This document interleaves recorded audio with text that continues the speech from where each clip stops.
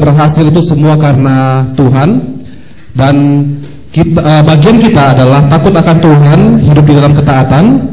Kemudian kita harus mencari Tuhan, melibatkan Tuhan dalam segala hal. Dan kita perlu bekerja keras, fokus, jangan pernah menyerah. Dan kita harus ingat bahwa kita diberkati untuk menjadi berkat, supaya nama Tuhan dipermuliakan. Baik, saya akan memperkenalkan narasumber kita yang ketiga. Narasumber kita yang ketiga adalah Bapak Arbet Tako. Bapak Arbet lahir di Gorontalo tanggal 29 Maret 1956.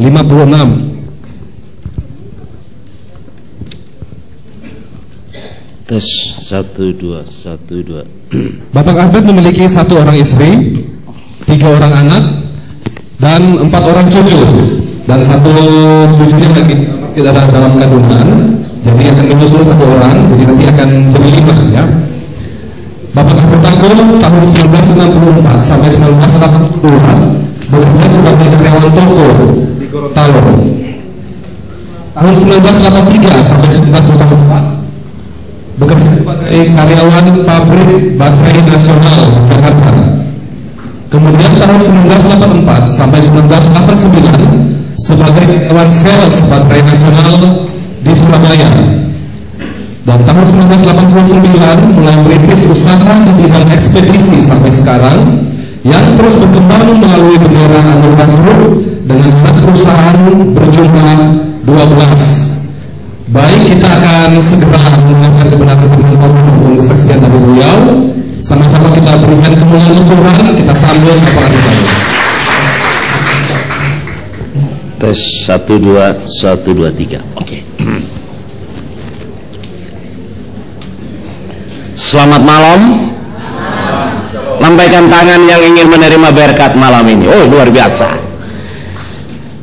Pak, saya minta permisi, mungkin saya turun di bawah bisa? Baik. Malam ini saya sangat yakin bahwa saya sedang berhadapan dengan orang-orang yang siap menerima sukses. Amin. Katakan di sebelahmu, aku orang sukses. Ayo katakan sebelah, aku orang sukses. Luar biasa. Ada pepatah mengatakan, tak kenal maka tak sayang. Itu pepatah kuno. Tapi saya menarik ada pepatah dari Om Martino yang sangat baik sekali.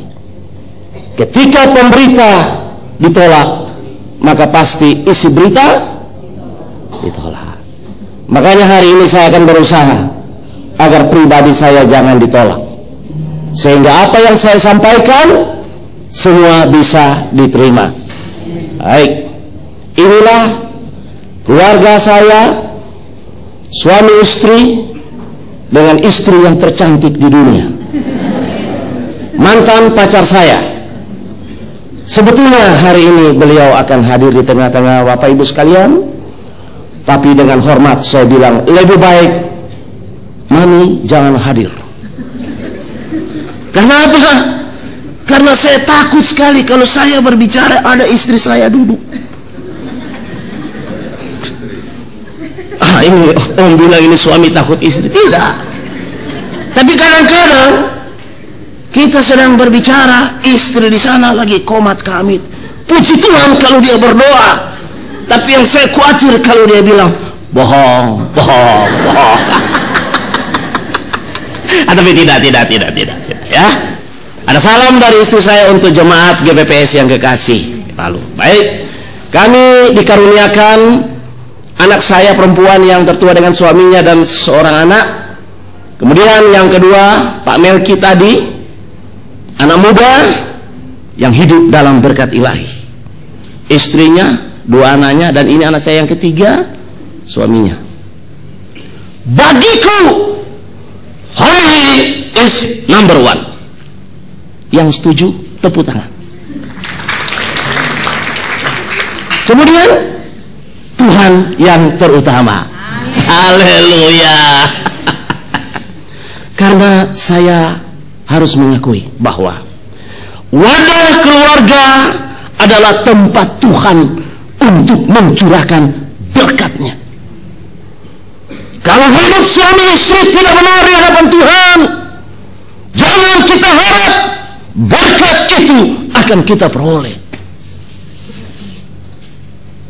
Kalau hidup anak-anak kita tidak bisa kita bawa dalam jalan kebenaran, jangan harap berkat Tuhan akan kita terima. Bagiku, family is number one. Bagaimana hidup rumah tangga Bapak? Bagaimana hidup istri? Apakah engkau tunduk terhadap suamimu atau tidak? Kalau istri mau diberkati Tuhan, tunduklah kepada suamimu. Demikian hai suami-suami, kalau engkau mau diberkati Tuhan, kasihilah istrimu. Hai anak-anak muda, kalau hidupmu mau diberkati, hormatilah kedua orang tuamu, karena itu adalah hukum yang tidak bisa kita mungkiri. Saya merasakan berkat Tuhan yang begitu luar biasa, karena kami selalu menjaga kerukunan keluarga. Sorry Om. Terima kasih Om dan panitia dan tim penggembalaan. Saya lupa karena saya suka sekali bicara Om. Sekali lagi minta maaf Om. Kami harus berterima kasih kepada tim penggembalaan GPPS Palu. Kami bisa ada hari ini, dan kami tidak bermaksud untuk menggurui Bapak, Ibu, seluruh jemaat, karena kami tidak lebih benar dari Bapak dan Ibu. Tapi hari ini kami mau membagikan berkat pengalaman hidup yang menjadi pengalaman iman kami. Kiranya Tuhan akan memberkati dengan apa yang kami beritakan. Sekali lagi kami tidak bermaksud untuk menggurui Bapak, Ibu sekalian, enggak. Tapi malam ini kami mau berbicara tentang realita hidup yang kami alami setiap hari. Dua pembicara tadi begitu luar biasa. Bagaimana Pak Theo, Pak Melki sebagai anak muda, dia harus melepaskan masa mudanya untuk dia mau meraih suatu keberhasilan. Beliau tidak mau menyia-nyiakan hidupnya. Demikian juga Pak Theo sebagai seorang profesional yang hidupnya diberkati Tuhan. Bagaimana perjalanan hidup mereka? Tadi malam kami berbicara di hadapan 600 lebih siswa-siswa pelajar Kristen.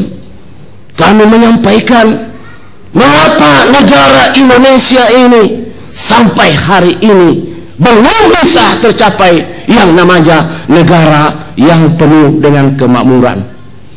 Maksud kami adalah untuk membuka wawasan anak-anak muda. Indonesia bukan kekurangan orang pintar. Indonesia bukan kekurangan orang pintar, tidak. Tapi mengapa Indonesia belum bisa menjadi negara yang makmur di dunia ini? Kemarin kami sudah kupas habis-habisan, dan malam ini kami akan berbicara bagaimana mencapai kesuksesan dalam rancangan Allah. Masa depan yang penuh harapan itu sudah Tuhan janjikan kepada kita melalui dua pembicara sebelumnya. Bagaimana kita yakin bahwa Tuhan memiliki rencana yang indah dalam setiap hidup orang percaya. Tapi pertanyaannya, mengapa orang percaya ada juga yang tidak mengalami kesuksesan? Apakah Tuhan berbohong? Apakah Tuhan tidak menepati janjinya? Sesi yang terakhir ini kami akan lebih banyak berbicara apa yang menjadi bahagian kita untuk meraih janji Allah, masa depan yang penuh harapan. Karena ada juga bahagian yang harus kita kerjakan. Bahagia Tuhan. Kedua pembicara tadi sudah menyampaikan melalui ayat-ayat yang begitu jelas. Tetapi janji Tuhan, tinggal janji Tuhan kalau kita tidak bisa bekerja sama dengan Allah untuk menjadi orang-orang yang dipercaya di muka bumi ini. Slide. Wah, 2014 sukses bagi GPPS Jemaat Palu. Luar biasa. Katakan sebelah, aku sukses. Aku orang sukses. Ayo, aku orang sukses. Belajar mengatakan aku orang sukses. 2014 sukses bagi GPPS Jemaat Palu. Ini janji Tuhan. Slide. Mencapai kesuksesan dalam rancangan Allah. Wah, tadi saya belum memperkenalkan nama saya ya. Waduh, minta maaf sekali lagi. Tak kenal maka tak saya. Nama saya singkat tapi padat. Arbet Tako. Tapi setiap kali saya memperkenalkan dalam seminar-seminar kami, orang selalu menyerjit alisnya. Kenapa bukan Albert? Wah, ibu aja ketawa, kok ibu tahu. Pangeran Albert lebih enak didengar. Tapi Albert Einstein, iya, aneh. Saya juga pernah komplain, ini kenapa begitu? Tapi hari ini saya luar biasa. Saya menemukan arti sebuah nama itu sangat menentukan langkah hidup saya. Shakespeare boleh mengatakan apa arti sebuah nama, tapi bagiku nama itu adalah penuh arti. Albert artinya anak Republik bangun ekonomi terpadu. Anak Republik bangun ekonomi terpadu. Kemudian ada nama family, nama keluarga Tako. Itu kalau bahasa Manado orangnya penakut. Betul?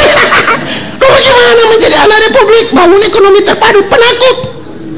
Saya pikir-pikir Tuhan ini tidak komplit Tuhan. Tapi melalui ilham roh Tuhan bilang Tako itu. Oh, kok ketawa?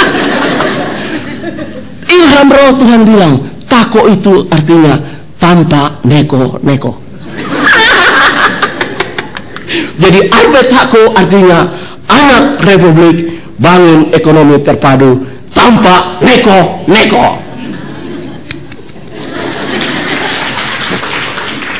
Tapi kalau dalam pelayanan, saya jemaat GPPS El Bethel Surabaya, satu jemaat lokal, nama saya itu berubah. Bukan anak Republik, tapi anak Raja bangun El Bethel tercinta tanpa kompromi.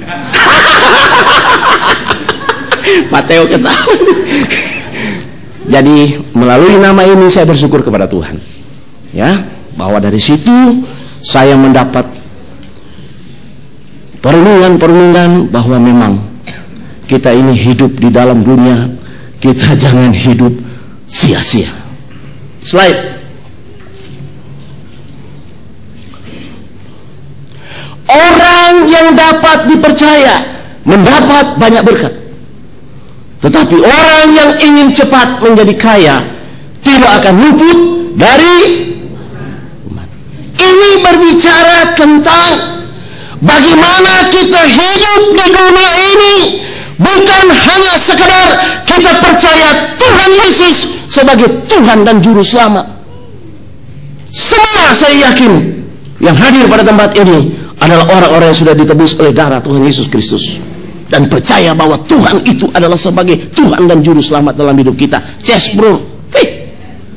Tapi persoalannya, apakah kita sudah menjadi orang yang dapat dipercaya Tuhan? Bro, sudah menjadi orang yang dipercaya Tuhan, bro? Amin. Amin. Yakin siap menerima berkat. Ini ayat yang berbicara Amsal 28 ayat 20. Saya tidak mencantumkan ayat di sini karena saya banyak melakukan seminar-seminar di dunia sekuler yang ikut hadir 90% sepupu kita. Kalau saya munculkan ayat di situ langsung bubar seminarnya. Ya. Jadi kita harus memahami bahwa Kita hidup di dunia ini untuk kita mendapatkan berkat dari Tuhan. Kita harus menjadi orang kepercayaan Tuhan di muka bumi ini. Kok tidak ada amin? Kalau tepuk tangan itu jangan begini-begini kayak singa laut itu. Tapi untuk Tuhan. Nah, ini berbicara tentang apa yang Pak Martino katakan, bahwa kalau kita mau sukses, kita harus masuk di dalam proses. Bukan hanya mau untuk mencapai nomor urut.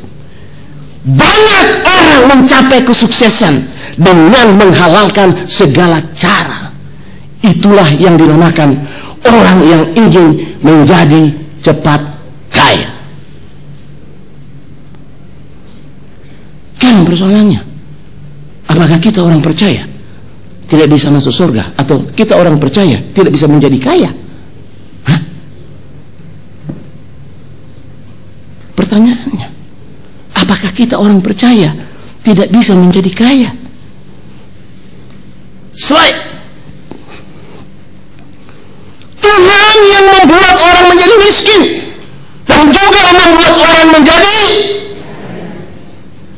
Dia merendahkan dan meninggikan juga. Ini Tuhan yang mengatakan, Cik, jangan sombong Cik kalau Cik jadi orang kaya Cik. Bukan usahanya Cik. Tuhan yang membuat orang menjadi miskin dan juga membuat orang menjadi kaya. Ses, jangan sombong ses. Slide. SBY. Tapi ini bukan ayat. Tolong baca kuat-kuat sama-sama. 1, 2, 3. Hasil dari kebiasaan yang berlari dapat membuat sesuatu yang sulit menjadi mudah, dan apa yang tidak mungkin menjadi mungkin. Demikian pula untuk memperoleh kesuksesan dalam kehidupan, kita memerlukan karakter sukses, dan karakter sukses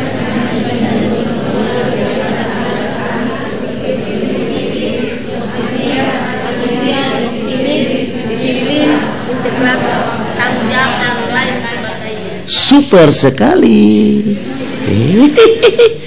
Ini adalah usaha yang harus kita lakukan untuk menjadi orang yang sukses dalam rancangan Allah. Ada bahagian yang harus kita kerjakan, bukan hanya sekedar mau menerima janji Allah, tapi ini menjadi orang yang memiliki karakter sukses. Itulah bahagian kita yang harus kita kerjakan agar supaya kita mencapai kesuksesan dalam rancangan Allah. Slide. Seseorang tidak dilahirkan untuk menjadi sukses, tetapi mereka bertumbuh dan berubah untuk mencapai kesuksesan. Inilah yang dimaksud dengan matematika kesuksesan, untuk kita masuk di dalam proses. Dan kita tidak akan pernah masuk di dalam nomor urut. Inilah proses. Karena sukses itu tidak pernah dilahirkan. Sukses bukan karunia, bukan hadiah, tetapi sukses bisa kita capai melalui pertumbuhan, perubahan, evaluasi, pembelajaran. Itu. Suatu ketika, Insinyur Ciputra, ketika dia berkeinginan untuk menerbitkan buku autobiografi, dia mengutus 3 orang stafnya yang ahli untuk datang di kota Parigi, tempat kelahirannya Insinyur Ciputra. Dan 3 orang ini datang. Mereka berusaha untuk mencari orang-orang tua yang ada di kota Parigi. Dan mereka menemukan satu orang tua, dan mereka mulai wawancara. kakek, kami mau tanya kakek, di kota ini apakah kakek mengenal ada orang yang sukses di Indonesia? Ketiga reporter ini berharap pasti kakek ini akan menjawab, dialah Ciputra. Tapi ternyata kakek itu menjawab, saya tidak pernah menemukan orang yang sukses yang lahir dari kota Parigi. Bingung ketiga reporter ini. Mereka tanya sekali lagi kepada kakek ini, jawaban yang sama dia berikan. Kemudian kakek ini menjelaskan bahwa yang saya temukan di kota Parigi hanyalah bayi yang lahir. Tidak ada orang yang sukses, hanya yang lahir itu adalah bayi dan bayi. Berarti benar-benar sukses tidak pernah dilahirkan, tetapi sukses itu bertumbuh dari suatu perubahan, dari suatu pembelajaran, dari suatu evaluasi yang harus kita lakukan dalam hidup kita ketika kita mau menerima janji Allah, suatu masa depan yang penuh harapan. Slide.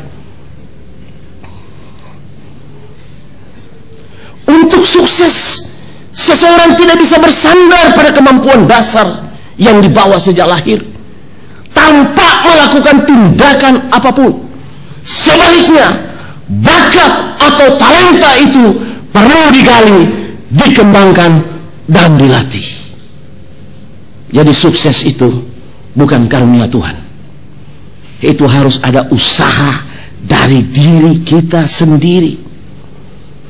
Ketika kita mau mencari potensi yang ada di dalam diri kita, selama kita tidak menemukan potensi ilahi yang Tuhan berikan, jangan kita harap untuk kita bisa mencapai kesuksesan.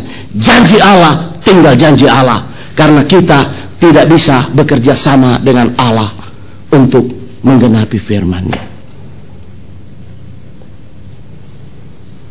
Ada bahagian kita yang harus kita lakukan. Slide. Apa ini? Apa hubungannya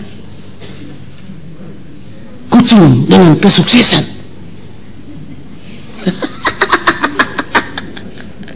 Baik, gambar ini akan membuka pemikiran kita.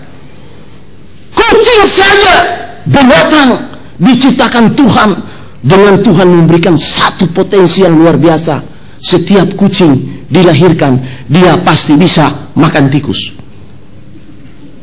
Lo ketawa, betul kan? Suatu ketika di tanah Tiongkok hidup seorang pengusaha, Mr. Su namanya. Dia adalah pengusaha yang sukses dengan usaha sembako. Dia punya gudang begitu besar, dan di situ dia simpan itu beras begitu banyak. Dan Tuan Su ada memelihara 5 ekor kucing. Suatu ketika Tuan Su bingung, setiap kali dia keluarkan berasnya dari gudang, dia timbang masuk 100 kilo, keluar 95 kilo, susut 5 kilo. Siapa pedagang hasil bumi di sini? Angkat tangan. Pedagang hasil bumi, pedagang sembako, ada? Masuk 100, keluar 95 kilo. Tuan Su pikir pasti ada maling di dalam gudang dia. Suatu ketika dia buka gudang dan dia lihat, dia amati.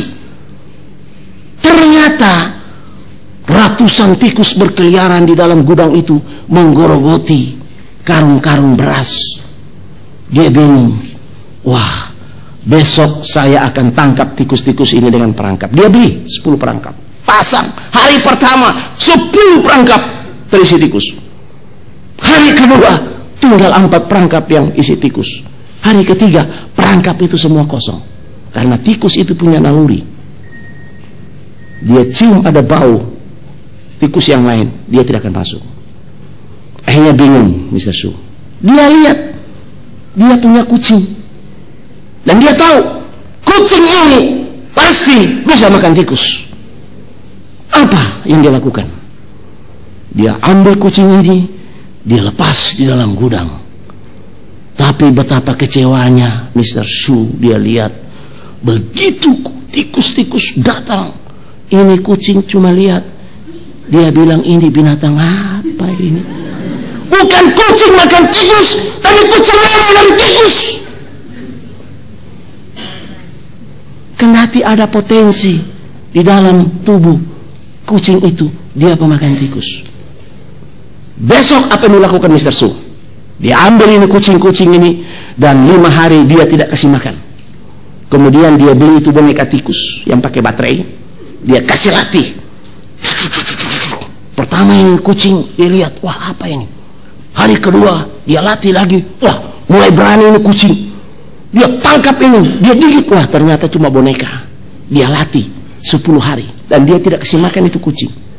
Hari ke-11 dia lepas ini 5 ekor kucing. Wah, saudara tahu, begitu lihat tikus, nalurinya potensi yang ada di dalam diri kucing ini terbangun karena dilatih. Dia sikat semua itu dalam waktu 1 hari, habis bersih. Tikus-tikus itu dimakan kucing. Kemudian setelah tikus-tikus yang habis, kembali lagi kucing ini hidup pada zona kenyamanan. Dia duduk, dia tidur. Begitu dia lapar, Tuan Su beli daging, kasih makan. Begitu dia lapar, ngeong, kasih makan daging. Tidak lagi dilatih. 3 bulan keponakannya mengalami hal yang sama. Dia pikir, oh iya ya, pamannya punya 5 ekor kucing yang hebat tangkap tikus. Dia pinjam, dia bawa, lepas lagi di gudang. Ternyata kucing itu juga tidak bisa berbuat apa-apa. Dia takut dari tikus. Ini berbicara tentang apa? Tentang potensi dalam diri kita. Tuhan ciptakan kita serupa dan segambar dengan Tuhan. Dan setiap orang yang diciptakan itu sudah ditaruhkan potensi ilahi dalam hidupnya. Tetapi apakah kita menemukan potensi itu dalam diri kita, bro? Itu persoalannya. Bro, yakin ada potensi ilahi yang Tuhan taruhkan dalam hidupmu? Amin. Bro, temukanlah potensi ilahi yang Tuhan taruhkan dalam dirimu, bro. Yang membuat orang percaya bahwa tidak mengalami kesuksesan karena mereka tidak menemukan potensi ilahi yang Tuhan taruhkan dalam hidup mereka. Dan yang lebih konyol lagi, kita orang-orang percaya, kita terima Tuhan Yesus sebagai Tuhan dan Juru Selamat. Bagi kita, terima Tuhan Yesus hanya untuk urusan masuk surga. Selesai. Sesudah itu kita tidak bisa berbuat apa-apa. Tinggal tunggu panggilan kita masuk surga. Tapi sesungguhnya saya mau sampaikan, Tuhan menciptakan saudara dan saya bukan hanya sekedar untuk masuk surga. Urusan masuk surga itu sudah pasti untuk kita terima bagi kita yang percaya kepada Tuhan Yesus. Tetapi untuk urusan masuk surga, kita terima Tuhan Yesus. Bro, bertobat bro. Kalau cuma untuk urusan masuk surga, kecil. Tapi Tuhan mau menyelamatkan kita. Dia menebus kita. Pasti kita masuk surga. Tapi ada rancangan Tuhan di dalam hidup kita sebagai orang percaya untuk menjadi mitra kerja di muka bumi ini, menggenapkan firman-Nya. Sebab kalau Tuhan menyelamatkan kita hanya untuk urusan masuk surga, begitu ada baptisan air, Pak Martino membaptiskan, demi nama Bapa, Allah, Putra, Roh Kudus, aku baptiskan engkau. Begitu naik dari air, bukan nyanyian sekarang saya sudah bebas, tapi nyanyian di seberang sana air mata lenyaplah. Kalau hanya untuk urusan masuk surga, Tuhan menyelamatkan kita. Begitu kita dibaptis, Tidak usah repot-repot, langsung nyawa kita dicabut, berangkat dan berada di sebelah kanan Allah Bapa. Tapi Tuhan mau menyelamatkan kita, karena Tuhan punya rencana yang besar untuk kita semua harus menjadi orang-orang yang sukses dalam rancangan Allah.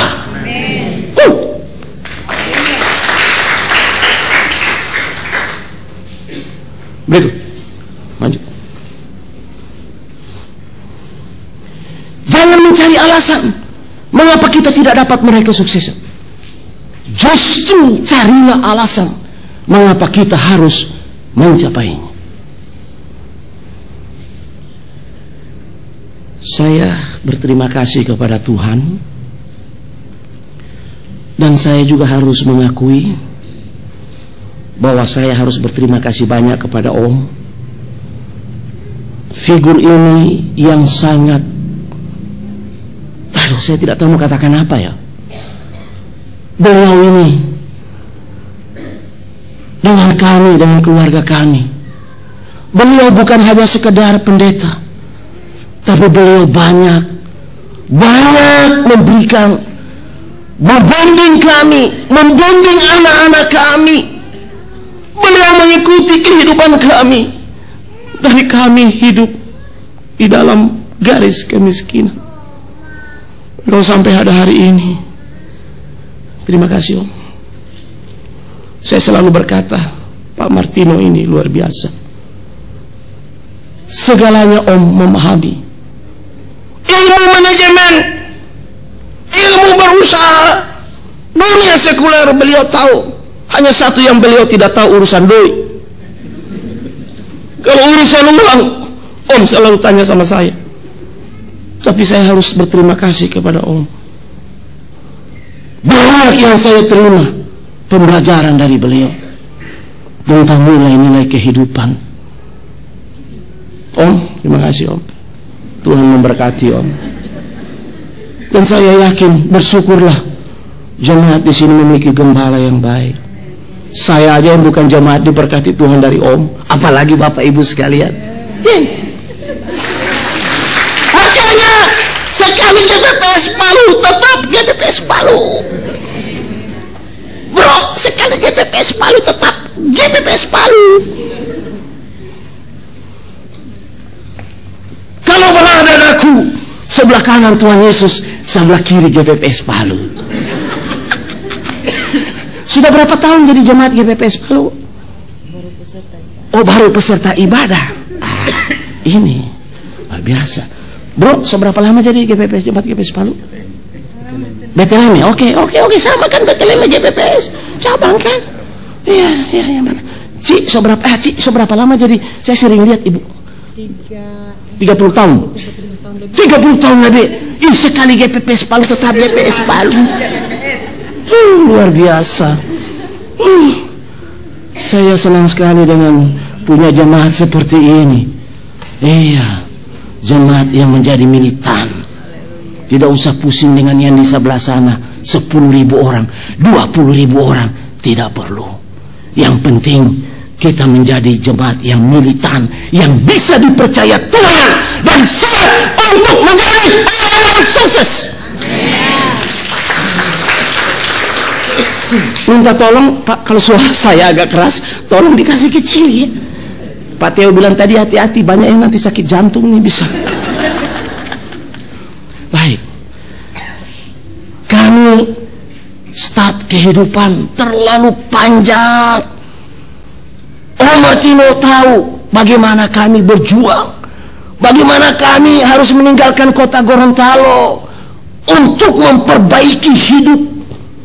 Dan saya sendiri menemukan potensi dalam diri saya setelah 16 tahun tambah 6 tahun, berarti setelah 22 tahun perjalanan hidup saya. Dari umur 11 tahun saya sudah bekerja karena orang tua broken, ditambah dengan 16 dan 16 tahun saya menjadi karyawan toko, tukang bersih kaca, bawa barang ke pasar-pasar keliling Gorontalo, jual barang di pinggir jalan. 16 tahun Bu. Ditambah dengan 6 tahun saya kerja di Nasional Gobel, 22 tahun. Baru saya menemukan potensi dalam diri saya, bahwa Tuhan menciptakan aku serupa dengan segambar Allah, dan pernah untuk aku berkuasa menjadi pemimpin, menjadi bos yang bukan karyawan. 22 tahun. Kalau saya tidak bisa menemukan potensi ilahi dalam diri saya tidak bisa akan menjadi seorang pemimpin. Temukanlah potensi itu yang Tuhan sudah taruhkan di dalam diri kita, dan kita jangan mencari alasan. Alasan mengapa kita harus mencapainya. Tuhan sudah menjadi masa depan yang cerah. Tinggal tergantung kita mau mencapainya atau slide.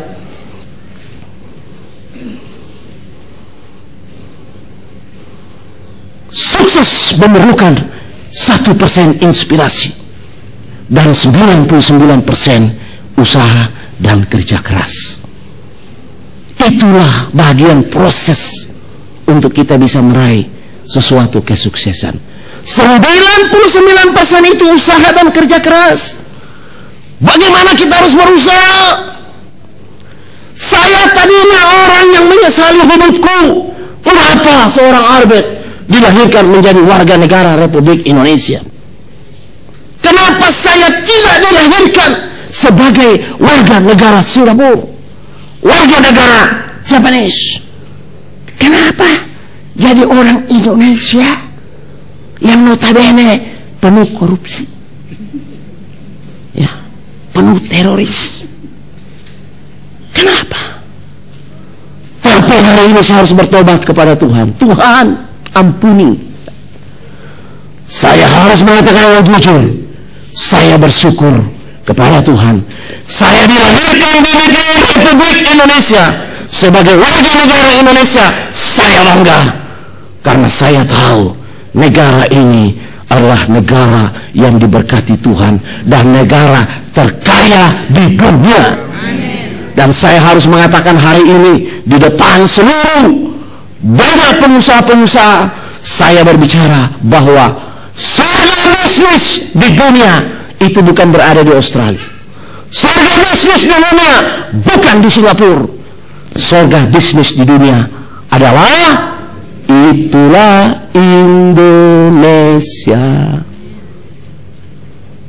Makanya Kus-Pus bilang, bukan lautan hanya kolam susu, kain dan jala cukup menghidupimu, tiada badai tiada topan.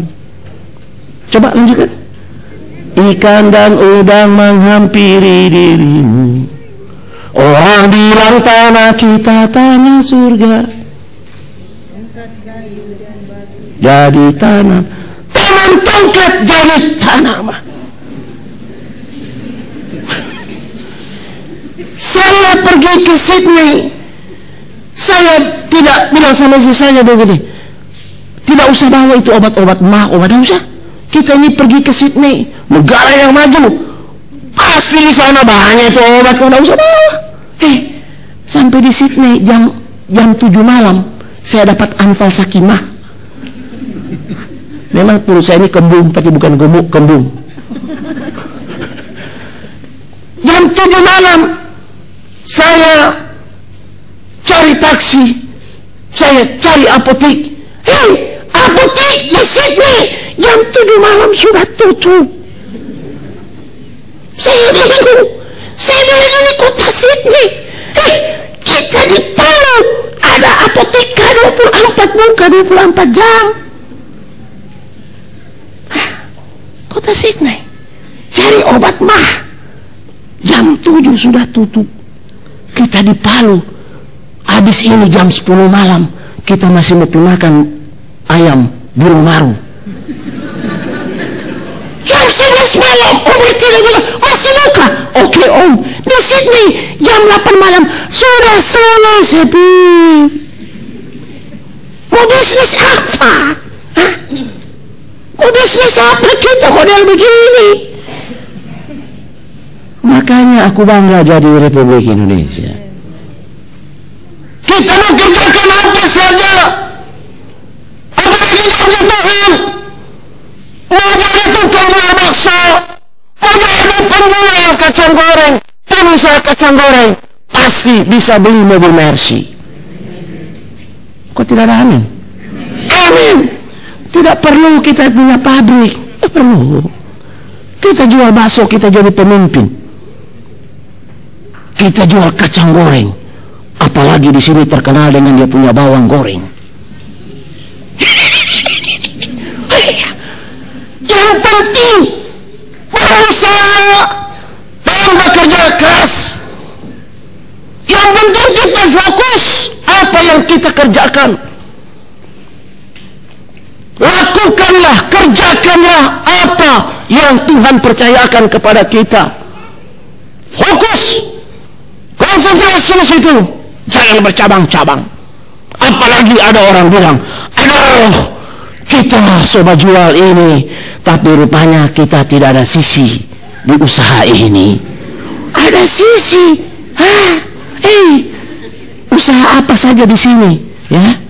Itu kalau Tuhan bekerja sama dengan kita, kita bisa mencapai kesuksesan. Tidak ada hubungannya dengan sisi mujur, sisi sial. Tidak.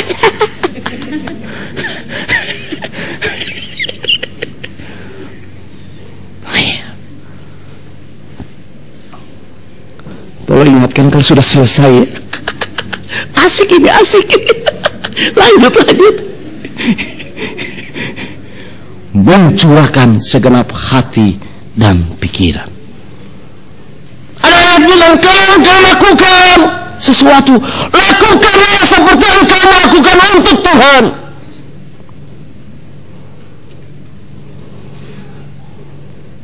Bu, kau layani Tuhan, Bu. Layanilah dengan sepenuh hati, Bu. Mau jadi pemain musik, wah, dengan sungguh-sungguh. Saya seringkali main musik, nyanyi, sampai Om bilang ini pengamen berdasi. Tapi saya mau lakukan Om dengan sungguh-sungguh untuk Tuhan, Om.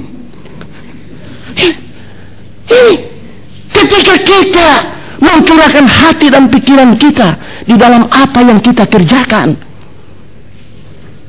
disitulah Tuhan akan membuka tingkap-tingkap langit untuk mencurahkan berkat. Orang-orang baru dia 1 tahun dia buka usaha, tidak laku dia punya barang, dia terus langsung banting setir. Buka usaha ini lagi, banting setir. Mau sampai kapan? Nih, mencurahkan segenap hati dan pikiran. Apa yang kita kerjakan, Tuhan bilang, setia kepada perkara yang kecil, maka engkau akan dipercayakan kepada perkara yang besar. Kami memulai usaha. Ketika kami menemukan potensi itu dalam diri kami, kami membuka usaha kecil-kecilan. Kirim barang hanya setengah truk, ya, kirim barang setengah truk. Dia punya tagihan untuk tagih ke konsumen. Waktu saya ingat 1,5 juta, tapi ongkos kirim ini 2,5 juta. Itu rugi. Merah. Tapi saya ingat kata-kata Om Martin. Di saat engkau merasa bahwa engkau tidak mampu, engkau akan meninggalkan pekerjaan itu. Engkau ingat bahwa disitulah panggilan yang Tuhan sudah pertetapkan untuk engkau lakukan. Kalimat itu terus masuk. Saya, Tuhan tolong, kirim barang setengah truk, menagih ke konsumen 1,5 juta, biaya di pelabuhan sudah 2,5 juta, Tuhan. Apa yang menjadi bisnis untuk? Tapi saya ingat kata-kata Om, lakukan. Tuhan akan bekerja di situ. Dan sampai hari ini kami membuka usaha. Dan hari ini Anugerah Group dengan 12 perusahaannya. Luar biasa. Bukan suatu kesombongan. Tapi semua itu karena kami lakukan dengan step by step melalui suatu proses. Dari kami membuka perusahaan domestik, berkembang terus sampai pada tahun 2000, ketika Om mengatakan bahwa tahun 2000 ini adalah tahun milenium, kamu harus memperbesar kapasitas. Saya bilang, apa itu kapasitas, Om? Om bilang, ini dunia sudah globalisasi. Jangan kamu berpikir hanya untuk Indonesia. Saya pikir, Om, bagaimana saya bisa menjangkau dunia, Om? Bahasa Inggrisnya aja peku-peku. Hah? Nggak mungkin, Om. Tapi ingat, Om bilang, perlebar kapasitasmu. Perlebar kapasitasmu. Tidak nyangka ada orang dari luar negeri datang cari saya. Kantor saya di Seidodoku, di pinggir WC terpanjang di dunia. Ibu Lia ketawa itu. Kantor kami di kampung, di Seidodoku, baru di situ ada WC terpanjang di dunia. Maaf bicara, Om bilang, WC-nya kok kamu buang langsung ke sungai? Iya, Om, ini WC terpanjang di dunia, Om. Kami membangun usaha dari siapa yang melihat kami? Kantor di pinggir di tengah kampung. Tapi dari situ kami menjangkau seluruh Indonesia, kami menjangkau seluruh dunia. Karena apa? Karena mencurahkan segenap hati dan pikiran.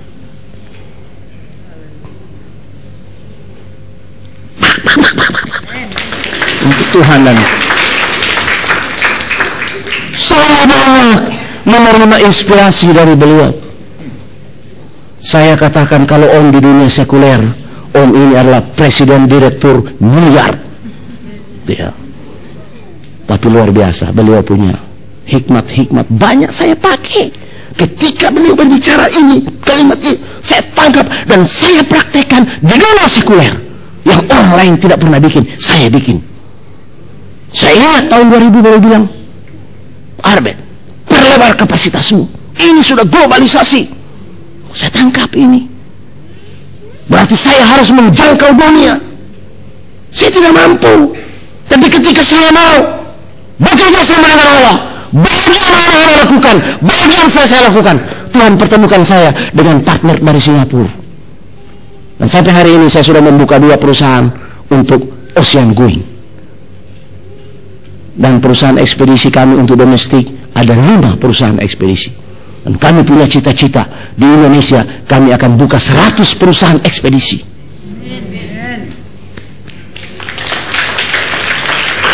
Tapi bukan menjadi orang yang tamak, bukan. Kami ingin bekerja sama dengan Allah untuk Allah berkati dan memberkati negeri ini, memberkati Indonesia.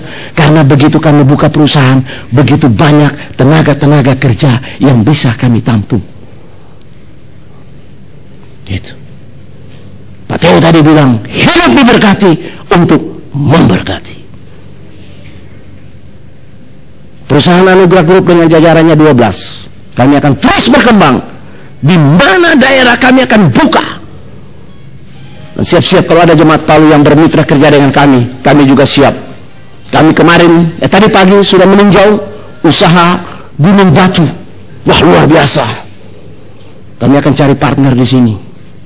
Kami akan kembangkan terus. Karena kami mau menjadi mitra kerja Allah di muka bumi ini. Agar firman Tuhan bisa digenapkan. Karena Om bilang, tidak ada pelayanan yang tidak pakai doi. Siapa yang Tuhan mau pakai? Kalau Tuhan mau pakai, harus berkati kita dulu. Tidak mungkin Tuhan tidak berkati. Persoalannya, bahagian kita apa kita sudah lakukan atau tidak. Nah, ini. Berikut. Berusaha lebih keras.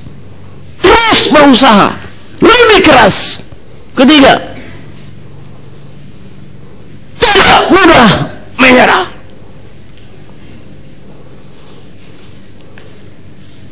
Di dalam perjalanan kami membangun bisnis kami, terlalu banyak rintangan, terlalu banyak persoalan. Tapi hanya ada satu kata, jangan pernah menyerah. Bagaimana kami membimbing untuk membangun suatu kebersamaan? Kami tahu kalau Tuhan mau memberkati, kami harus perlebar kapasitas. Kami butuh orang-orang yang bisa dipercaya. Termasuk anak-anak kami 3, kami libatkan di dalamnya. Om bilang kebersamaan itu indah, tetapi menyakitkan. Bagaimana saya? Umur 57 tahun, saya bersyukur bahwa di dalam perusahaan saya yang menjalaninya adalah sudah generasi kedua. Karena Om mengatakan kepada saya, kamu harus segera melakukan kaderisasi, regenerisasi. Ini. Saya tangkap ini, makanya saya terus anak-anak saya 3, saya libatkan mereka untuk bersama-sama membangun bisnis keluarga ini di dalam Tuhan. Tapi kebersamaan itu indah, tapi menyakitkan. Bagaimana saya seorang arbet, umur 57 tahun, saya punya keputusan, sudah tidak mutlak. Bagaimana ketika saya harus menyampaikan suatu polisi, dibantah oleh anak-anak muda, termasuk anak saya Pak Melki. Apakah saya bisa terima? Nah ini persoalannya. Om bilang sama saya, harus kamu segera adakan kaderisasi. Saya menemukan memang benar. Bagiku kaderisasi itu harus dimulai dalam kedua hidup. Anak ini mau jadi apa? Mau jadi pendeta seperti Pak Martino? Ya harus kita doakan. Mau jadi pengusaha atau mau jadi profesional seperti Pak Teo, ini harus kita persiapkan. Makanya anak-anak saya, generasi saya, sudah saya persiapkan dari awal. Bahkan action kalau saya katakan, saya punya cucu 3 orang yang umur 8 tahun dan 7 tahun. Sekarang sudah saya persiapkan mereka untuk nanti melanjutkan bisnis keluarga ini ke depan.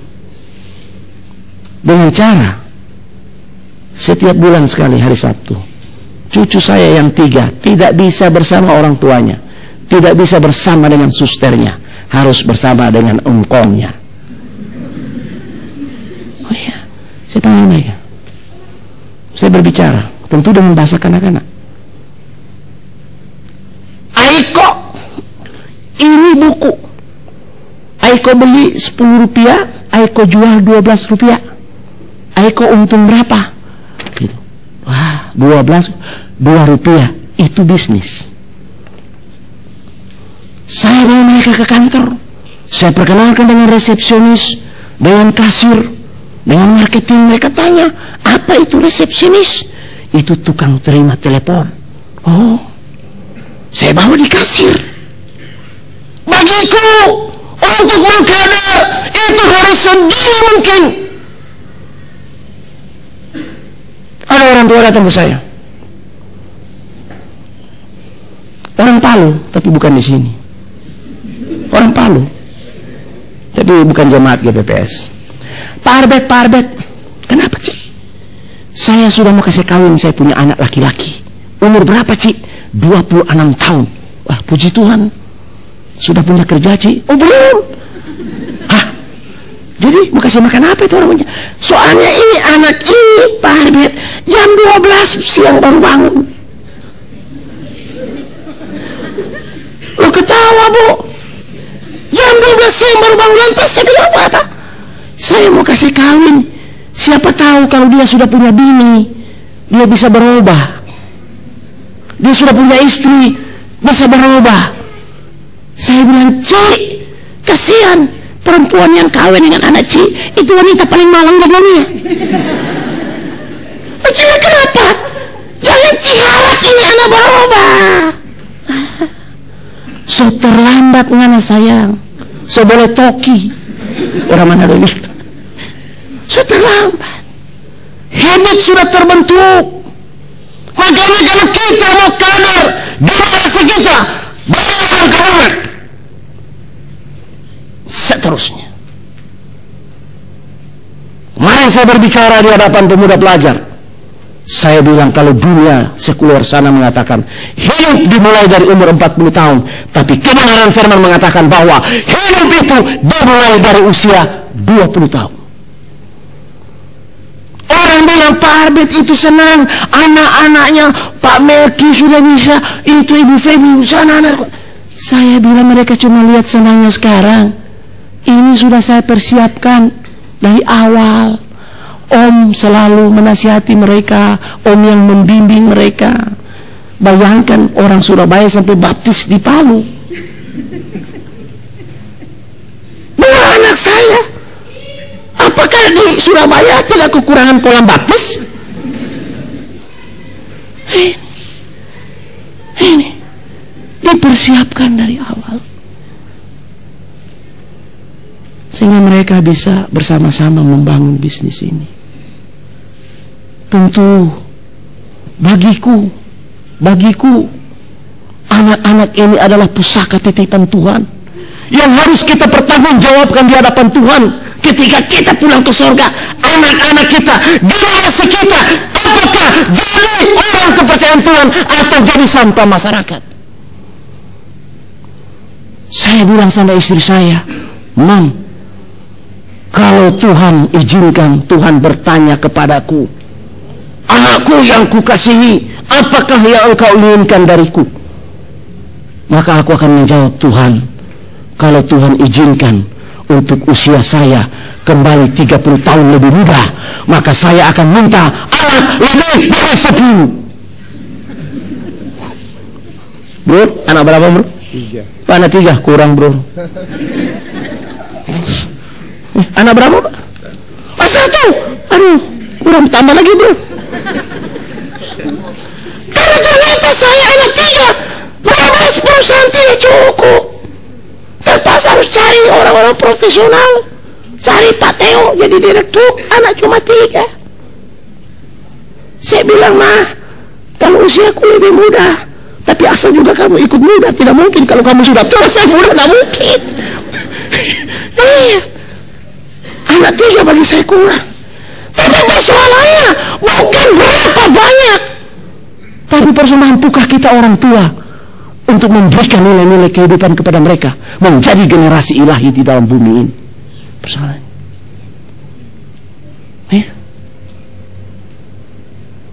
terima kasih banyak Om banyak memberikan bimbingan kepada anak-anak saya. Itu tidak bisa saya nilai dengan apapun. Makanya saya bilang sama mereka, biar kamu tidak hormati papa, hormati ini orang tua ini.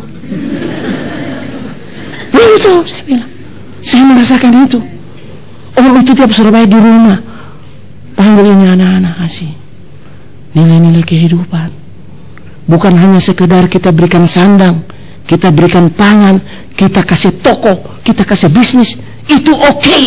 Tapi selebih dari itu, nilai-nilai kehidupan yang harus kita berikan.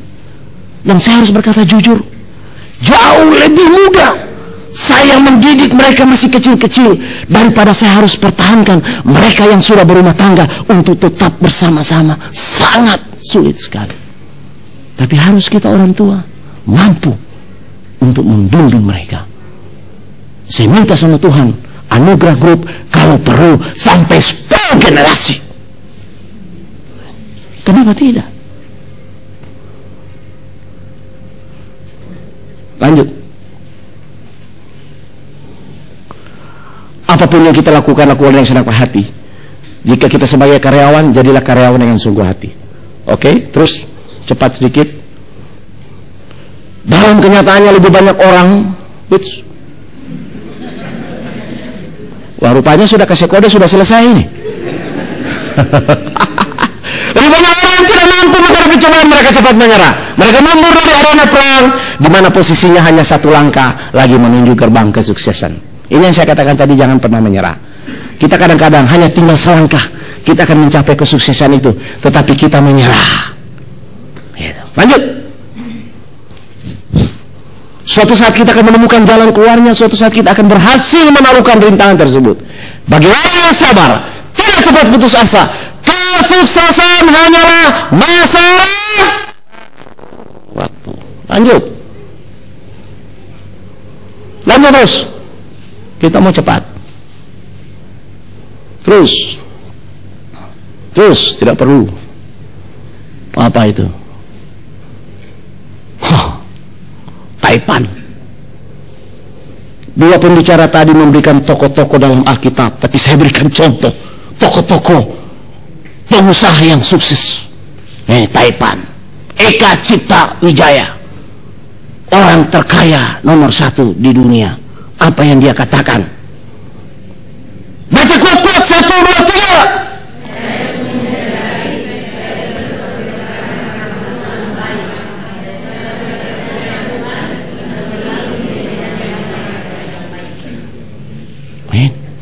Seorang Eka Cipta Wijaya, dia menulis ini kalimat luar biasa. Satu lagi,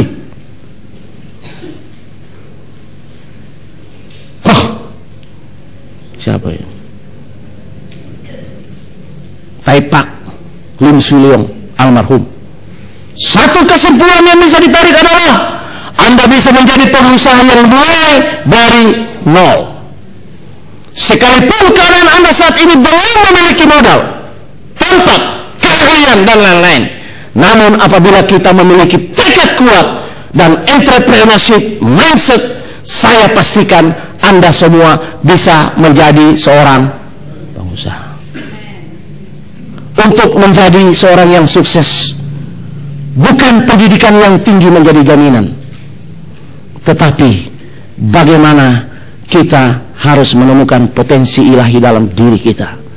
Kemudian bagaimana kita bisa bekerja sama dengan Allah untuk menjadi orang-orang yang sukses dalam rancangan Allah.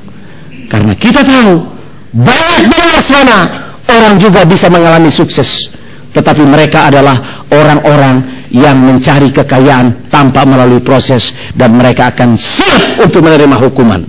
Amsal 28 ayat 20. Lanjut. Jika Anda belum memiliki harta atau jabatan yang lebih baik, tetaplah berusaha dengan penuh kejujuran, tekun, penuh komitmen, dan tanpa pamrih. Suatu ketika dan tinggal menunggu waktu Tuhan, Anda pasti menemukan kesuksesan. Karena Tuhan sudah janji, kita orang percaya punya masa depan yang penuh harapan. Pegang janji Tuhan, lakukan apa yang menjadi bahagian kita, dan kita siap untuk menemukan kesuksesan dalam rancangan Allah. Super sekali. Lanjut.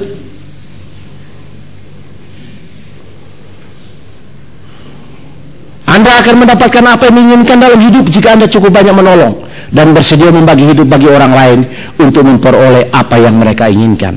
Pak Teo tadi berbicara, ketika kita diberkati, kita harus memberkati orang lain.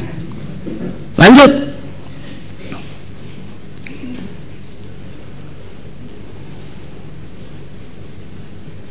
Peringatkanlah kepada orang-orang kaya di dunia agar mereka jangan tinggi hati dan jangan berharap pada sesuatu yang tidak tentu seperti kekayaan, melainkan pada Allah yang dalam kekayaannya memberikan kepada kita segala sesuatu untuk dinikmati.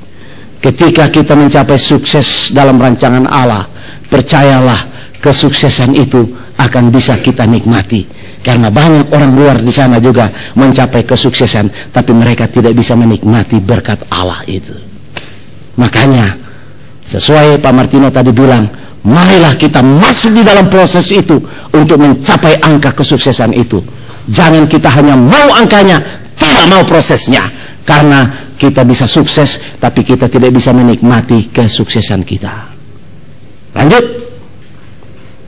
Terus. Nah ini. Oke, slide-nya tadi. Kita semua sebagai orang percaya harus memahami bahwa Tuhan kita menghendaki kita untuk mencapai kesuksesan dengan memiliki tujuan untuk menjadi mitra kerja Allah di muka bumi ini di dalam menggenapi firman-Nya. Tuhan punya rencana yang indah untuk memberkati setiap kita orang percaya agar menjadi mitra kerja Allah di muka bumi ini. Saya yakin seluruh jemaat GPPS Palu siap untuk menyongsong 2014 sebagai tahun sukses bagi kita semua. Karena kita adalah menjadi orang-orang kepercayaan Tuhan yang siap untuk menerima berkat itu. Yes, bro. Bro, ayang, selama kita orang tidak berkurata. Hei, luar biasa. Iya, bro. Cik. Aduh. Aku masih seperti yang dulu. Sebentar kita makan sama-sama, bro. Karena rancangan Tuhan dalam hidup kita, Tuhan sudah janji kita akan mendapatkan masa depan yang penuh harapan. Karena Tuhan rindu untuk menjadi mitra kerja Allah di muka bumi ini, agar GPPS Jemaat Palu menjadi satu kekuatan rohani merebut Palu bagi Kristus. Kalau kita tidak sukses, apa yang kita mau bikin? Ini kuncinya. Lanjut. Kita bisa tersenyum dan bersyukur saat kehidupan kita berjalan lancar, usaha kita terus berkembang dan mencapai kesuksesan. Itu hal yang biasa. Namun di saat kehidupan kita mengalami banyak halangan, musibah, usaha kita mengalami kegagalan, kerugian, tapi kita masih tetap bisa tersenyum, dan itulah baru dapat dikatakan sebagai orang-orang yang luar biasa. Lanjut. Terus habis. Satu pertanyaan sebelum saya menutup session ini.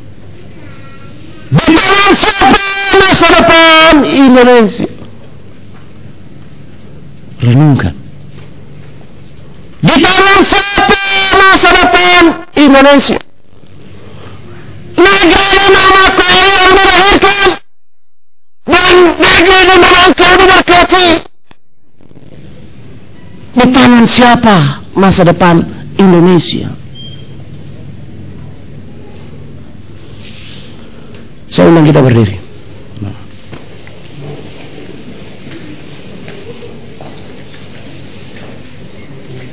Kita angkat tangan kita.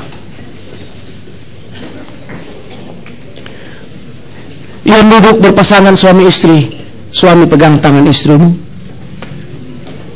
Yang duduk berpasangan, berbahagialah, Tuhan akan memberkati Anda.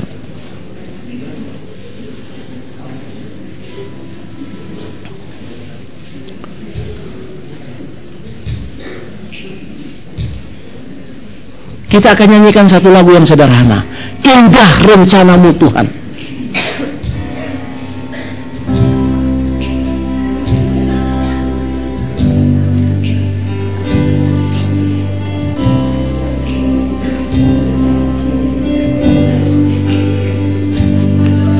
Indah rencanamu Tuhan di dalam hidupku, walau ku tak tahu dan ku tak mengerti semua jalanmu. Dulu ku tak tahu Tuhan, berat ku rasakan, hati menderita dan ku tak berdaya menghadapi semua. Beri ku mengerti sekarang, kau tolong padaku. Kini ku melihat dan ku merasakan indah rencanamu.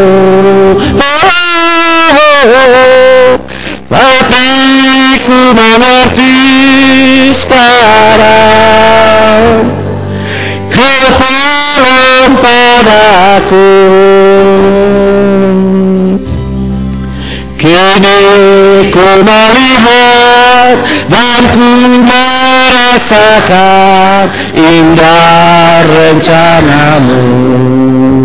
Musik. Musik.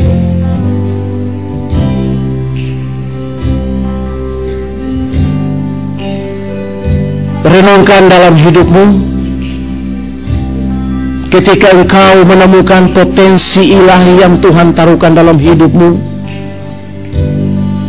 pastikanlah bahwa Tuhan punya rencana yang indah di dalam setiap hidup saudara dan saya.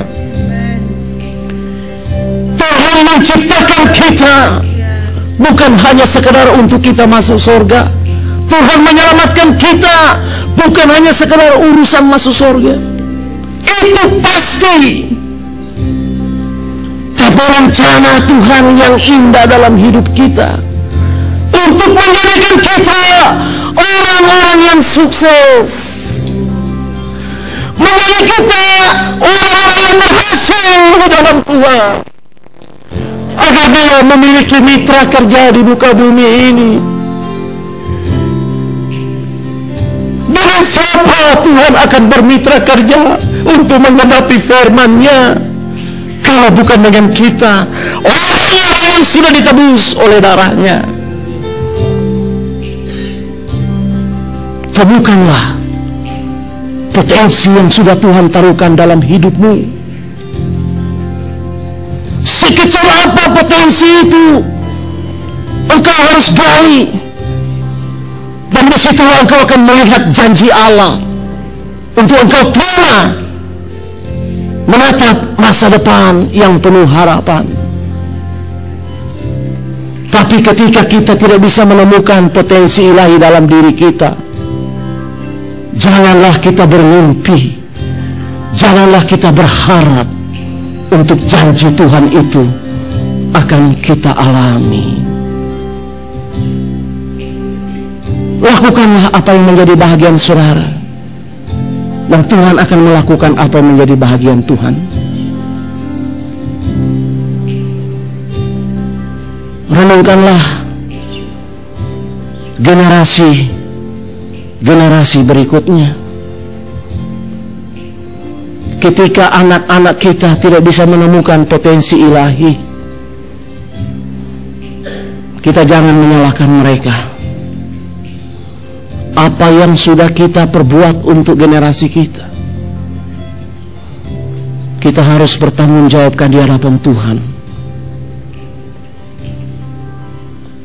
Anak-anak kita bukan hanya sekedar kita berikan sandang dan pangan, bukan hanya sekedar kita berikan bisnis, tapi selebih dari itu, Tuhan minta generasi-generasi ilahi harus terbentuk. Generasi-generasi ilahi yang siap menjadi mitra kerja Allah.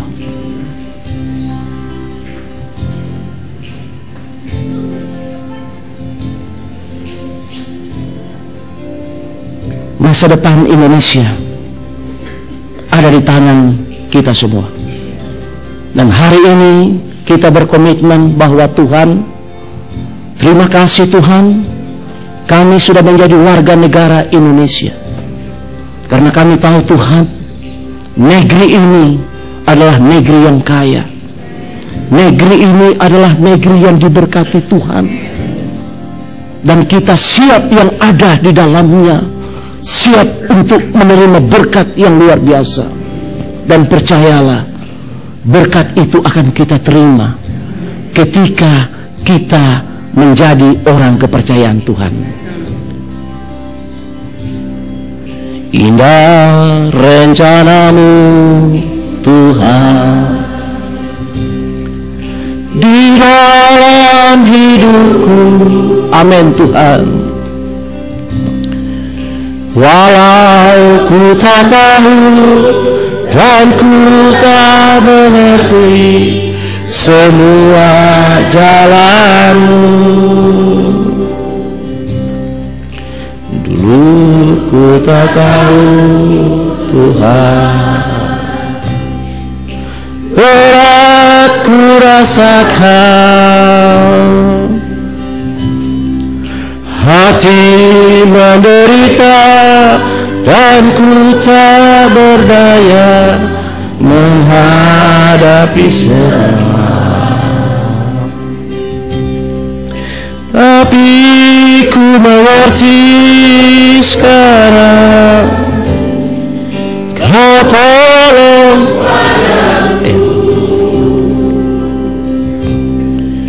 Kini ku melihat dan ku merasakan indah rencanamu. Amin Tuhan. Tapi ku mengerti sekarang Kau tolong padaku. Amin Tuhan. Kini ku melihat dan ku merasakan indah rencanamu. Kini ku melihat, kini ku melihat dan ku merasakan indah rencana. Kini ku melihat, kini ku melihat dan ku merasakan indah rencanamu. Amin. Terima kasih Bapa. Terima kasih Tuhan. Kami mengucap syukur kepadamu ya Bapa. Biarlah kami semua yang hadir pada malam hari ini Tuhan, kami boleh kembali, kami boleh belajar Tuhan, untuk kami menemukan potensi-potensi ilahi yang sudah Tuhan taruhkan dalam hidup kami. Dan kami tahu Tuhan, kami yang sudah ditebus oleh darah-Mu ya Tuhan, Tuhan ingin untuk kami semua menjadi mitra kerja Allah di muka bumi. Untuk itu Tuhan, malam ini Tuhan kami mau komit, kami siap untuk menjadi mitra kerja Allah Tuhan. Terima kasih Bapa. Engkau memberkati seluruh jemaat GPPS Palu. Tuhan sedang mempersiapkan jemaat ini untuk menjadi suatu kekuatan yang dahsyat untuk kemuliaan nama Tuhan di Republik ini. Di dalam nama Tuhan Yesus Kristus, mari yang percaya kita katakan amin. Amin. Terima kasih, Tuhan Yesus memberkati. Puji nama Tuhan. Kita semua telah diberkati, amin.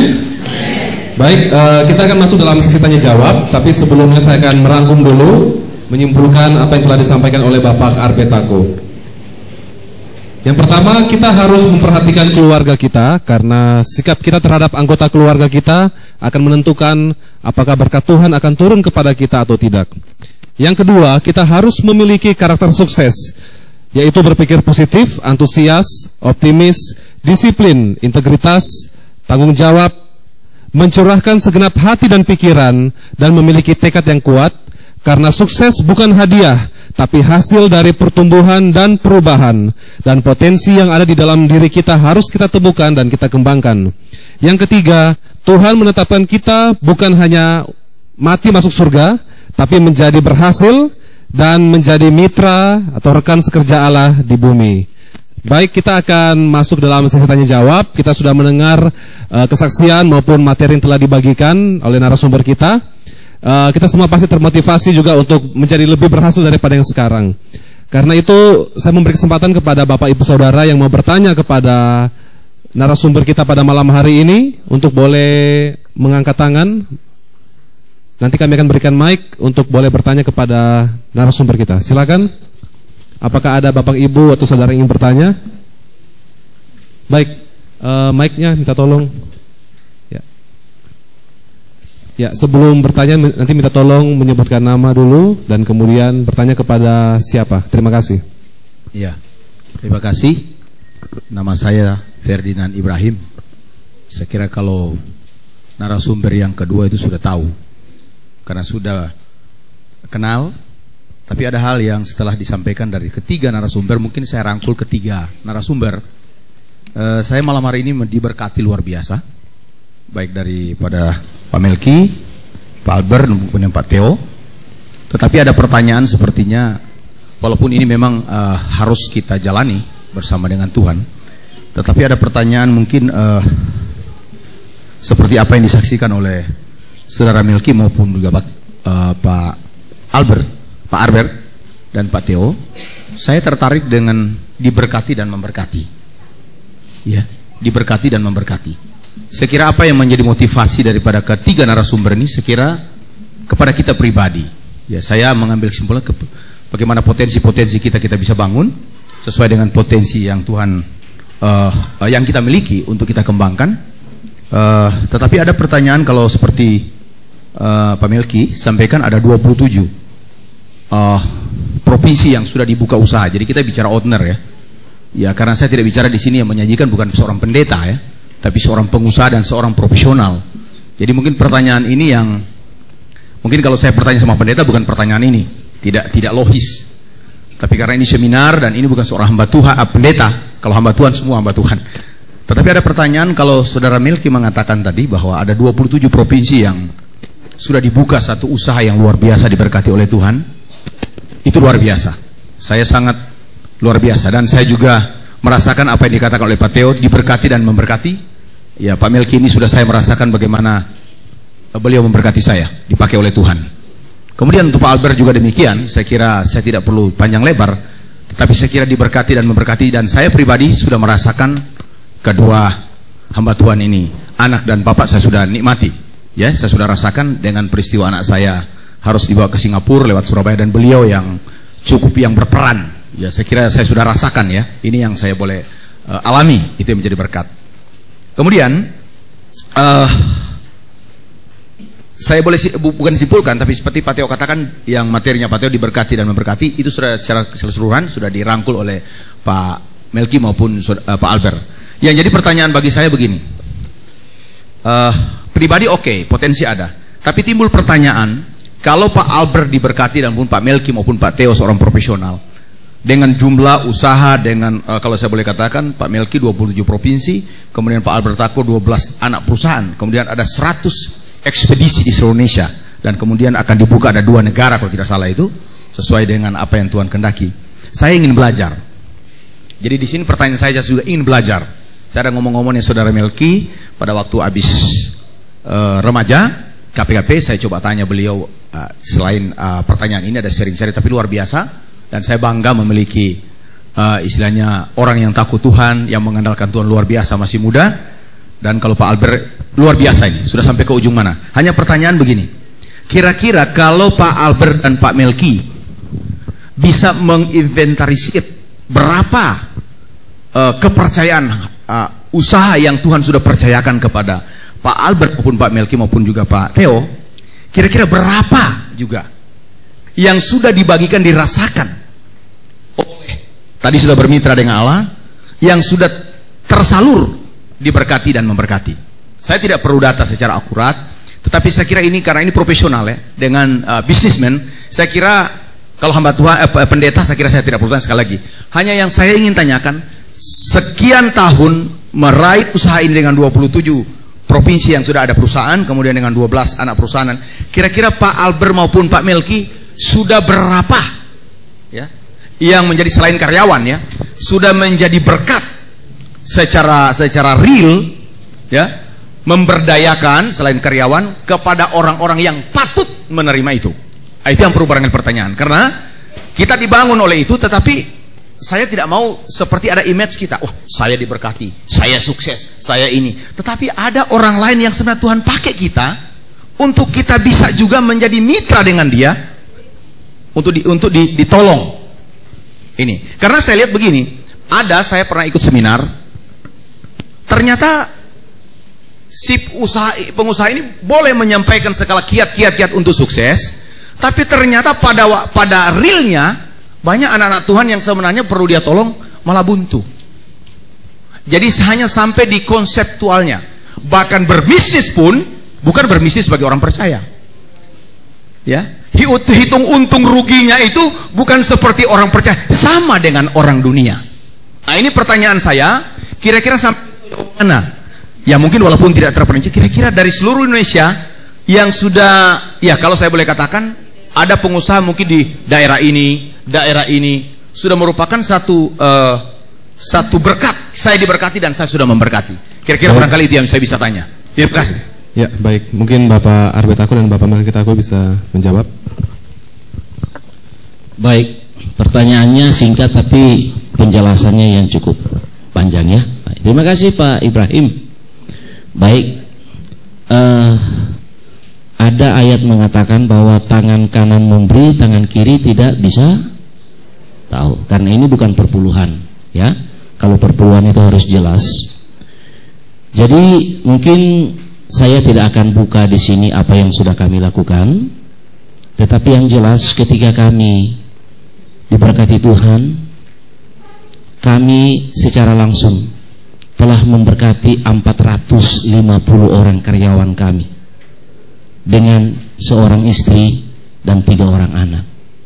Bagaimana lewat perusahaan yang Tuhan percayakan kepada kami, di situ kami bisa merekrut 450 orang. Di sanalah secara real, secara nyata kami telah bisa memberkati mereka. Bayangkan 450 karyawan kali 3 berarti 1000 lebih.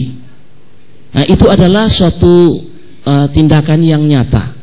Ketika kami diberkati, kami juga ikut memberkati. Tentunya kalau kita berbicara tentang bantuan-bantuan sosial yang kita berikan, itu tidak ada batasnya. Tidak ada batasnya, berapapun. Yang jelas, di dalam perusahaan kami, itu kami sudah komit. Ada dana misi yang kami sisipkan. Itu pasti. Ada dana misi yang kami sisipkan, dan kami juga sudah mulai bekerja sama dengan Pak Martino. Nantinya dana misi ini akan dipakai untuk bisa tetap sasaran, ya. Kami selalu berpegang prinsip kita harus menabur tapi bukan menghambur, ya. Jadi itu mungkin salah satu yang bisa kami jawab. Yang jelas kami di dalam 12 perusahaan itu kami telah memberkati 1000 lebih orang-orang yang di dalamnya adalah karyawan staf kami dengan keluarganya, di mana hidup mereka setiap bulan itu mereka tidak lagi menjadi pengangguran. Itu jelas. Kemudian di dalam prinsip 7 prinsip perusahaan kami, ada yang dikatakan 1, utamakan berbakti kepada negara melalui jasa transportasi. Nah, dengan kami buka usaha, kami berusaha untuk menjadi perusahaan yang bayar pajak yang benar, untuk memberikan kontribusi kepada negara. Itu juga adalah bahagian dari pengabdian kami untuk negeri ini. Jadi sekali lagi, kami tentunya tidak bisa menjelaskan apa yang kami lakukan, karena kami tahu tangan kanan memberi, tangan kiri tidak perlu tahu. Tetapi kami percaya dan kami harus melakukan apa yang menjadi kehendak Tuhan untuk hidup diberkati dan memberkati. Yang jelas di dalam setiap perusahaan kami dari 12 itu ada dana misi yang kami sudah sisipkan untuk bersama-sama dengan Pak Martino mengatur program-program apa. Ada rencana untuk kami membuka perintisan di kota Merauke, ya, dan kemudian kami akan bersama-sama dengan beliau juga untuk di dalam program Eagle Ministry. Jadi itu adalah bahagian yang kami bisa sampaikan di tempat ini, dan tentunya yang lain-lain tidak perlu kami sampaikan, ya. Kiranya Tuhan memberkati. Terima kasih Pak Ibrahim. Baik, pertanyaan berikutnya, apakah ada dari Bapak Ibu Saudara yang mau bertanya? Boleh mengangkat tangan. Silakan, jangan malu-malu. Ya, di depan. Ya, silakan bangkit berdiri, menyebutkan dan menunjukkan kepada siapa pertanyaannya. Terima kasih. Terima kasih untuk kesempatan yang diberikan. Mungkin untuk ketiga narasumber yang ada, siapa yang mau menjawab silakan. Jadi pertama, saya bersyukur sekali malam hari ini saya mendapat jawaban atas pergumulan, karena saya sesungguhnya sedang bergumul. Saya bertanya kepada Tuhan di mana saya ingin memulai suatu usaha, Tapi saya masih bertanya, apakah Tuhan inikah jawaban ataukah apa jalan dari Tuhan seperti itu. Jadi saya minta dikasih tanda, dan tidak secara kebetulan saya mengikuti seminar malam hari ini. Jadi jujur saya dulu saya saat ini memiliki baby dalam usia 1,5 tahun. Sebelum saya melahirkan saya dulu bekerja, dan semenjak saya melahirkan saya jelas berhenti bekerja sampai sekarang. Dan tentunya saat ini untuk masalah finansial sepenuhnya kepada suami saya yang saya tidak punya penghasilan lagi. Dan jujur dengan anak 3 kami sedikit merasa kesulitan ekonomi, tapi puji Tuhan masih cukup. Jadi saya berpikir untuk bagaimana kalau saya juga menopang suami dengan buka usaha. Sebenarnya tidak besar, tetapi dalam usaha ini yang saya mau tanyakan, saya kan mau partner gitu. Jadi apakah efektif dalam membangun suatu usaha yang sebenarnya tidak terlalu besar, tetapi kita berpartner gitu. Dan jujur partner saya mungkin orang sepupu kita, dan apakah itu baik, dan bagaimana mungkin kiat-kiat berpartner dengan orang di luar Tuhan. Karena saya seperti kata Pak Albert tadi, bahwa kita dibuat Tuhan untuk menjadi kawan sekerja Allah. Dan otomatis teman saya kan belum menerima Tuhan Yesus, jadi mungkin tidak tepat dikatakan bahwa kawan sekerja Allah. Terus berikutnya yang saya ingin tanyakan mungkin lebih pasnya kepada Pak Theo. Seperti kata Pak Theo tadi, bahwa ketika kita menjalani hidup ini ada kalanya jalan itu menurun. Pasti dalam usaha kita akan mengalami itu. Dan yang saya mau tanyakan, bagaimana kiat-kiat kita untuk menghadapi ketika jalan itu menurun. Jadi itu pertanyaan saya. Terima kasih dan berkati. Baik, saya persilakan kepada narasumber.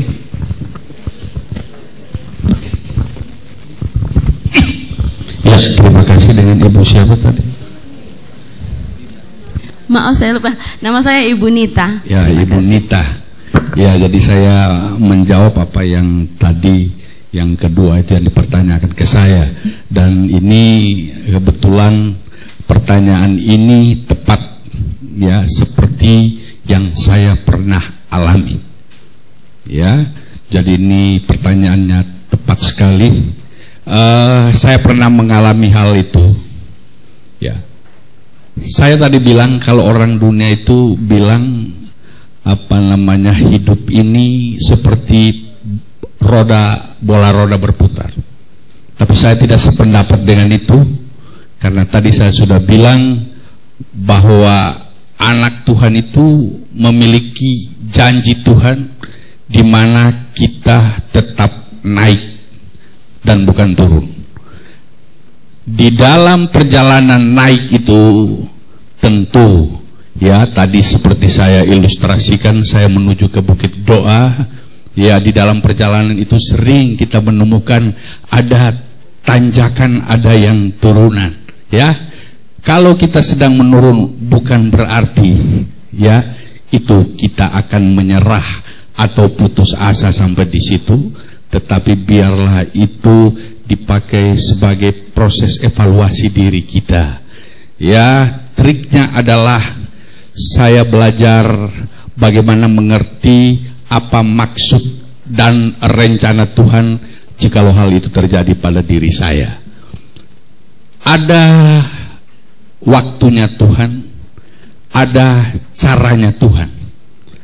Dan mungkin ada yang kita doakan sudah dijawab oleh Tuhan, tetapi mungkin kita masih mau menginginkan bahwa jawaban Tuhan itu sesuai dengan apa yang kita minta.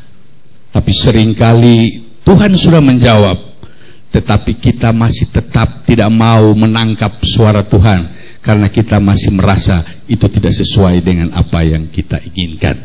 Tetapi percaya maksud Tuhan apapun itu, Roma 8 ayat 28 dikatakan Allah turut bekerja bersama-sama untuk di dalam segala sesuatu untuk apa? Mendatangkan kebaikan. Di dalam segala sesuatu, bukan saja hal-hal yang nyaman bagi kita. Sering ada hal-hal yang tidak nyaman, tetapi percaya hal yang tidak nyaman bagi kita itu, Allah juga turut bekerja bersama-sama kita di dalamnya. Itu adalah kita harus belajar mengerti. Ya, kalau hal itu terjadi, berarti kita selain mengevaluasi diri adalah bagian kita. Mungkin kita salah hitung, mungkin kita salah strategi. Ya, di dalam berdagang, di dalam berbisnis, kita harus dikatakan cerdik seperti ular, tulus seperti burung merpati. Itu penting. Ya, kita harus punya strategi. Berbisnis harus punya strategi. Menangkap lalat saja, saudara, harus kita punya strategi. Ya, orang tangkap lalat jangan tangkap dari belakang. Ya, strateginya apa? Kita harus pelajari. Cara terbang lalat itu tidak pernah terbang ke belakang. Terbangnya itu selalu maju. Kalau menangkap lalat, jangan tangkap dari belakang, tangkap dari depan. Pasti dia menabrak tangan kita. Itu strategi. Ya, itu contoh ya yang sederhana yang saya bisa sampaikan. Kita berdagang, berbisnis, berusaha, harus kita juga ya punya strategi. Bahagian kita pelajari. Kenapa sih saya gagal? Bahagian kita harus kita pelajari. Strategi bisnis mungkin salah, atau kita terlalu royal, atau kita salah hitung, bisa. Tetapi semuanya itu kalau kita sudah hitung dengan benar, tetapi ada hal-hal yang di luar jangkauan kita terjadi, kita belajar. Ada maksud dan rencana Allah yang indah di dalamnya. Kalau ibu Tuhan izinkan berbisnis ya dengan orang di luar sana yang belum kenal Tuhan, mungkin Tuhan punya maksud dan rencana di dalamnya. Tidak apa, berbisnis dengan dia, mungkin lewat hidup dari ibu bisa memenangkan orang itu. Beginilah cara berbisnis orang Kristen, ya, punya integritas dan memiliki komit yang benar. Oke, kira-kira itu aja dari saya. Mungkin akan ditambahkan oleh Pak Albert. Saya mungkin mau menambahkan sedikit mengenai praktik untuk berpartner. Kami pun melakukan cabang 27 provinsi itu, kami beberapa kota kami melakukan partner, dan partner ini pun tidak dengan orang yang seiman. Yang menjadi barometer adalah biarlah kita itu menjadi berkat, dalam arti mau berbisnis dengan siapapun, berpartner dengan siapapun, kita sebaiknya mempunyai insting waspada. Itu harus, Bu, kita harus berwaspada. Kita diberikan hikmat sama Tuhan, berpartner dengan siapa. Kalau ibu merasa cocok, jalankan. 5 roti dan 2 ketol ikan. Jangan pernah kita takut untuk melangkah. Bagaimana kita merasa sudah gagal tapi belum berusaha, belum berjalan sudah bilang gagal.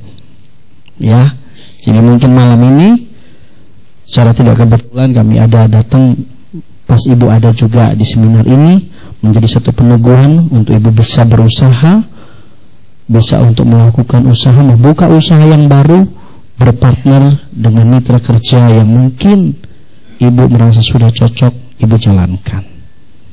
Menjadi satu, bukan menjadi satu barometer dengan siapa harus kita berpartner.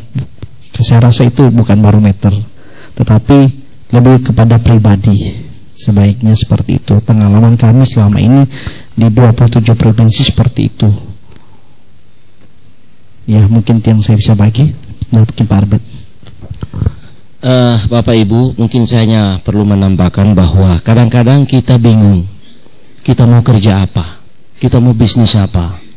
Kita mau mulai dari mana? Tadi almarhum Lim Siuleng, dia mengatakan bahwa beliau almarhum memulai bisnisnya itu dari nol. Dari nol. Saya mau katakan, saya juga ketika saya membuka usaha yang pertama di bidang ekspedisi, saya tidak punya pengalaman apapun di bidang jasa ini. Saya hanya sebagai seorang marketing baterai.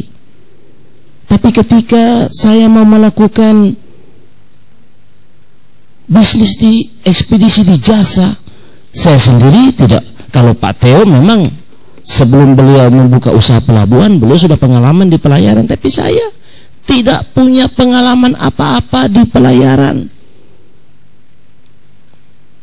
Tapi saya, ketika saya melihat kesempatan itu adalah pada waktu istri saya belanja barang, memenuhi pesanan dari teman-teman di Gorontalo.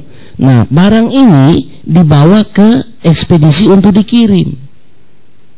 Saya hanya melihat itu aja. Loh, ini dikirim ke ekspedisi. Lama-kelamaan barang dagangan saya ini banyak. Timbul pemikiran, kenapa tidak saya kirim sendiri? Nah ini, memang kita bingung, apa kita memulai dari mana? Tapi satu hal, ketika Tuhan akan pakai Musa berdalih, Tuhan, saya tidak punya keahlian apa-apa. Tuhan hanya mengatakan, apa yang ada padamu? Musa menjawab, hanya sebuah tongkat. Dan ternyata dengan tongkat itu Tuhan pakai Musa luar biasa. Ibu temukan apa yang Tuhan taruhkan potensi di dalam diri ibu. Apakah ibu ahli masak? Buka warung makan. Apakah ibu ahli dalam kecantikan? Bukalah salon. Kita temukan dulu potensi apa yang Tuhan taruhkan dalam diri kita. Dan dari situlah kita mulai melangkah. Dan jangan takut. Jangan takut gagal. Jangan takut gagal. Mulai. Kalau kita sudah mulai, disitulah kita akan banyak. Tuhan akan mengirimkan orang-orang yang siap membantu kita. Tapi kalau kita tidak mulai, jangan harap. Mungkin itu yang bisa saya tambahkan. Saya tidak tahu bisnis apa yang ibu sedang lakukan dengan partner ibu. Rencananya kita mau buka warung makan, Pak. Nah, mungkin lebih spesifik ke mie begitu. Oke. Warung mie. Nah, itu yang saya katakan tadi, Bu. Kalau ibu punya ahli masak, buka rumah makan. Nah, persoalannya, kenapa ibu harus berpartner dengan orang lain? Masalah tempat, Pak. Jadi saya selama ini memang kesulitan untuk mencari tempat dan untuk menyewa tempat. Kebetulan partner saya dia punya tempat yang dia kontrak, tetapi sampai dulunya dia pakai sebagai rental mobil, tapi karena sekarang tidak lagi berjalan rentalnya, jadi tempat itu kosong. Jadi dia diajak saya untuk melihat tempatnya dan saya bilang bagaimana kalau kita buat rumah makan, dan dia setuju. Akhirnya sampai sekarang timbullah inisiatif untuk kita berdua memulai usaha warung mie gitu. Itu bagus, itu benar. Ketika kita mulai berusaha, kita mungkin tidak punya modal yang cukup, kita kesulitan tempat, ada orang lain yang punya tempat, mari kita bermitra kerja. Yang penting di dalam kita membangun bisnis kerjasama harus ada saling percaya, karena bisnis bukan politik, ya, beda dengan politik. Kita harus saling percaya, dan kemudian di dalam membangun kerjasama itu harus ada transparan. Berikut, kita jangan hitung untung orang lain. Jangan. Saya membangun usaha 12 perusahaan, itu saya bermitra dengan berbagai macam orang. Tapi satu prinsip saya mau transparan, saya mau terbuka, ya. Saya mau memberikan kepercayaan kepada dia, walaupun nantinya ketahuan partner saya ini orangnya besar. Tapi itu sudah risiko bisnis. Ya, baik, lanjutkan itu, Bu. Dan itu akan bisa jadi lebih besar, ya. Oke, terima kasih.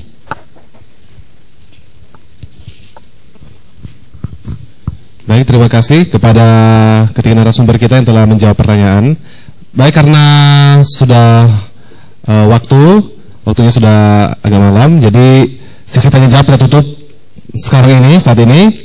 Dan saya percaya bahwa kita semua telah diberkati pada malam hari ini oleh kesaksian maupun firman Tuhan yang telah dibagikan. Dan untuk itu saya mau mohon kesediaan dari Bapak Pendeta R.F. Martino untuk menutup seminar kita pada malam hari ini, sekaligus doa berkat. Terima kasih.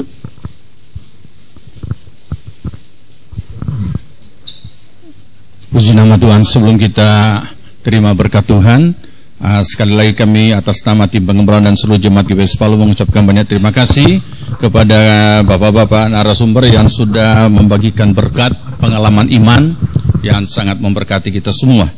Puji nama Tuhan. Kiranya Tuhan memberkati dan dimanapun berada, Tuhan pakai bagi kemuliaan nama Tuhan. Mari saudara kita berdoa dan kita terima berkat Tuhan.